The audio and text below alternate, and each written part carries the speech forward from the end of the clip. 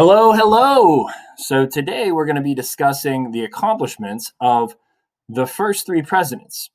So at the end of the first quarter, we left off discussing the Constitutional Convention and how the United States creates a new government plan known as the Constitution that adds two branches of government at the national level.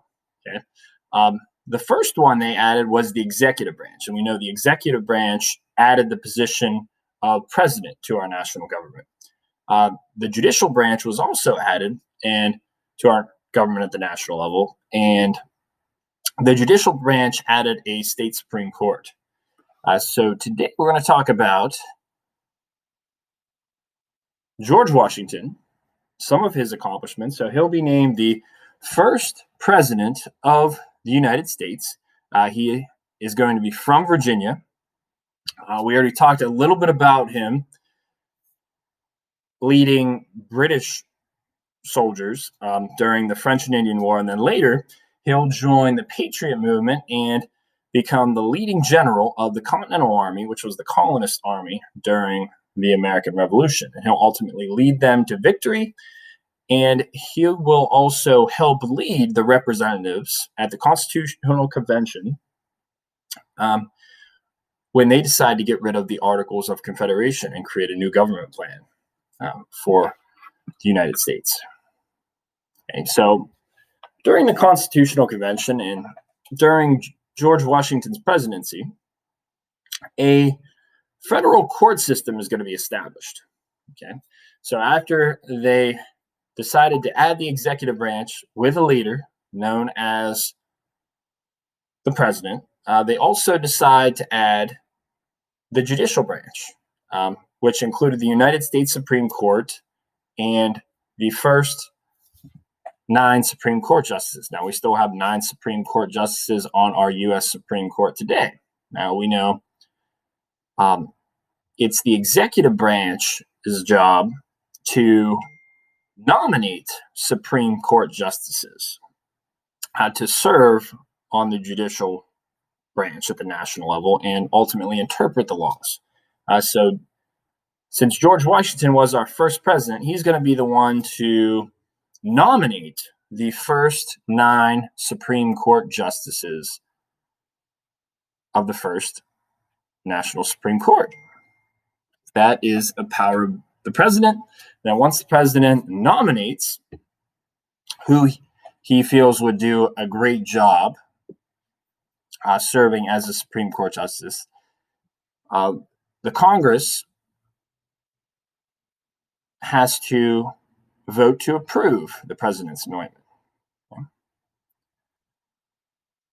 So also under George Washington's leadership at the Constitutional Convention, we already talked a little bit about this, a Bill of Rights is added.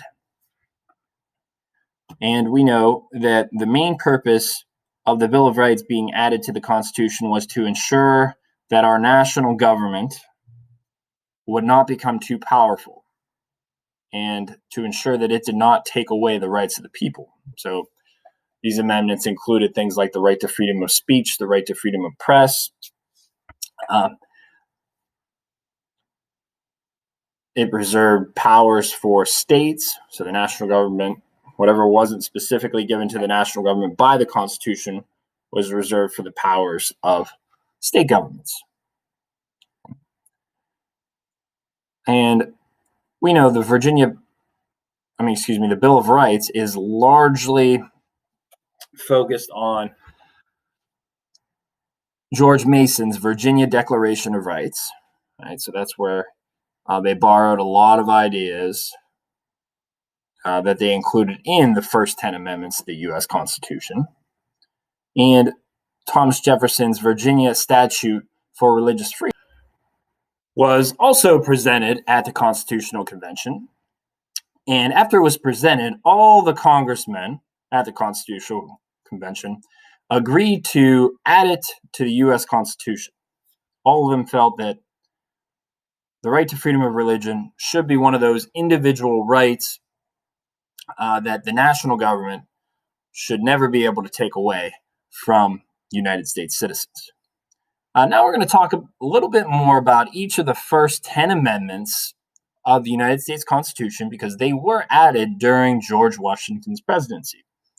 So that First Amendment states that you have the right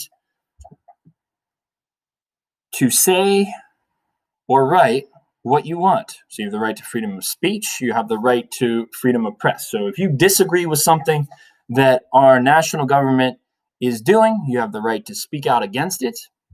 You have the right to publish newspapers and today online articles about your opposition to our government's decisions. Okay, or you can voice that you agree. Okay, you have that right. Some countries today, you still don't have the right to speak out against your government, and many governments throughout history did not give individual citizens that right. Today in the United States and throughout our history, since this First Amendment has been added, Americans have always had the right to speak out against their government's decisions. Okay. And the First Amendment also states that the government cannot control your religion, so you have the right to freedom of religion. So to choose a religion to believe in that you want to, and if you don't want to believe in a religion, that's okay too. Okay? So you have the right to select your own religious beliefs. In other countries, like for instance, England, throughout the 1600s, they had an official religion. So they didn't have that whole concept of separation of church and state. Right? Everybody in their country was told by the government that they had to believe in and be a member of the Church of England. And also in the United States, we have the right to ask the government to change things that we don't like. Okay, so for instance, if we're in support of a certain policy happening in America, or if we're against a certain policy happening in the United States, we have the right to voice our opinion to our local congressmen or women. Okay, and then it's their job to either oppose that policy or create that policy, okay, that we want. And then if they don't do their job, okay, when they're up for re-election, people have the right to vote for somebody else that is going to support a policy that they want passed, or going to fight to put an end to a policy that they don't like. Okay. So the Second Amendment consists of Americans having the right to bear arms or own a gun. Okay. This is one of the amendments that's going to be added to the U.S. Constitution because it's one of the rights that the British government, if you recall, tried to take away from the colonists. And that's ultimately how the first battle of the American Revolution started. It started when the British soldiers, once again, if you remember, they went to those two towns of Lexington and Concord, trying to take away guns and ammunition that from the colonists that they were storing within those two towns. So the Americans, and especially the American representatives at the Constitutional Convention, felt that they should always have the right to own a gun for hunting purposes and for purposes of self-defense. So they decided that should be placed into the Constitution. It should be a right that all Americans should have, and that right shouldn't be taken away from them. So the Third Amendment states that you do not have to keep soldiers in your home. And the main reason why the U.S. representatives are going to add that amendment to the Constitution is the fact that when they were under the control of the British government, when they passed the Quartering Act, made it a law that colonists had to house British soldiers, meaning they had to set aside a room in their home for British soldiers to live in, and they had to feed them while the British soldiers were living there.